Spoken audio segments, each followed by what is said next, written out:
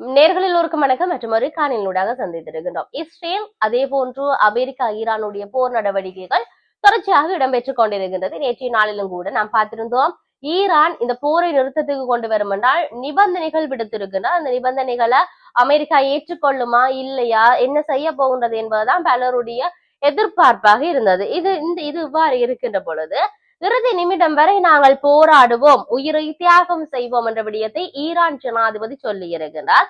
தன்னையும் சேர்த்து 14 மில்லியன் ஈரானியர்கள் போரில் தங்கள் உயிர்களை தியாகம் செய்ய முன்வந்திருப்பதாக ஈரான் ஜனாதிபதி சொல்லி இருக்கிறார். ஹோர்முஸ் நீரினை திறக்காவிட்டால் அதாவது ஈரானின் மின் நிலையங்கள் மீதும் பாலங்கள் மீதும் தாக்குதல் நடத்துவதாக அமெரிக்க ஜனாதிபதி டொனால்ட் ட்ரம்ப் தெரிவித்திருந்த நிலையில் இன்றுடன் அந்த காலக்கெடு நிறைவடைகிறது. ஈரான் நேற்று நாள் சொல்லி இருந்தது, இந்த கால வரையறைக்குள் அவர்கள் எடுக்கவில்லை என்றால் நாங்கள் நிறுத்த மாட்டோம், போர் தொடர்ந்து எடுப்போம் அடிப்போம் என்ற விடயத்தை அவர்கள் சொல்லி இருந்தார்கள்.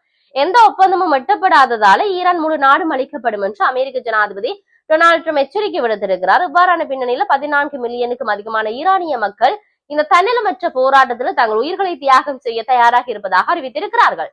தானும் ஈரானுக்காக தன் உயிரை கொடுக்க தயாராக இருக்கின்றேன் என்றும் இனியும் தயாராக இருப்பேன் என்ற விடயத்தையும் ஈரான் ஜனாதிபதி சொல்லி இருப்பதை நாங்கள் உற்று நோக்கக்கூடியவர்களாக இருக்கிறோம். இதேவேளை டொனால்ட் ட்ரம்ப் எடுத்திருக்கக்கூடிய இந்த போர் எச்சரிக்கைகள் வெறும் மாயை என ஈரானின் உயர்மட்ட கூட்டு ராணுவ கட்டளை பணியகத்தின் ஊடக பேச்சாளர் சொல்லி இருக்கிறார். அல் அன்பியா மத்திய தலைமையகத்தின் ஊடக பேச்சாளர் இது ஒரு விசேட அறிக்கை ஒன்றை வெளியிட்டிருப்பதை நாங்கள் அவதானிக்கக்கூடியதாக இருக்கிறது. அமெரிக்க ஜனாதிபதி இந்த அச்சுறுத்தல்கள் பிராந்தியத்துல அமெரிக்கா சந்தித்திருக்கக்கூடிய அவமானம் மற்றும் இழிவை ஈடு செய்ய போவதில்லை என்ற விடயத்தையும் அவர் சுட்டிக்காட்டியிருப்பதை நாங்கள் பார்க்கக்கூடியதாக இருக்கிறது. உண்மையிலேயே இந்த இஸ்ரேல் அதே போன்று ஈரான் அமெரிக்காவினுடைய இந்த போர் பதற்றம் தனியும் என்ற பின்னணியில பல பேர் எதிர்பார்த்திருந்த பின்னணியில இன்னும் தொடரும் என்ற அவர்களுடைய செயற்பாடுகளை பார்க்கின்ற பொழுது இதெல்லாம் முடிவடையாது, இன்னும் தொடரும் என்ற விடயத்தை தான் சொல்லி நிற்கின்றது என்பதை நாங்கள் பார்க்கக்கூடியவர்களாக இருக்கிறோம்.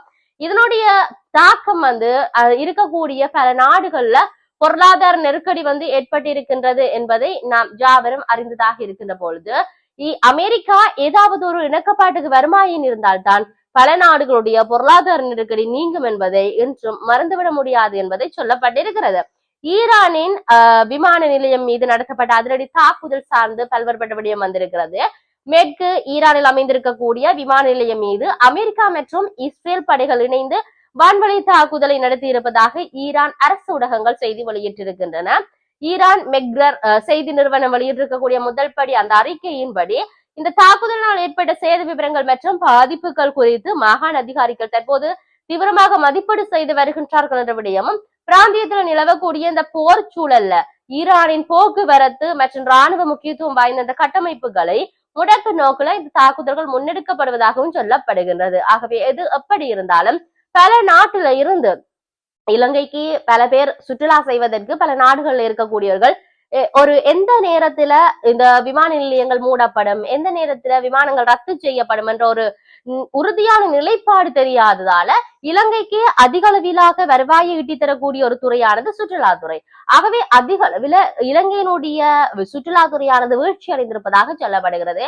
அதே போன்று பல நாடுகள் இருக்கக்கூடிய பணியாளர்களுக்கான வேலை வாய்ப்பு என்பது அற்றுப்போகிற நிலைப்பாடு காணப்படுகிறது.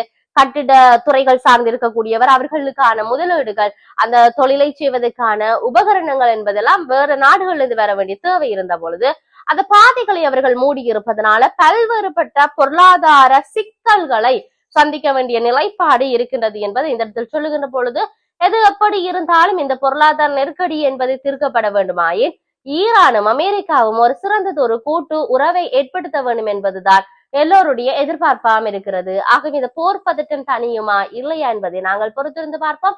மற்றும் ஒரு பதிவினூடாக சந்திப்போம். வணக்கம்.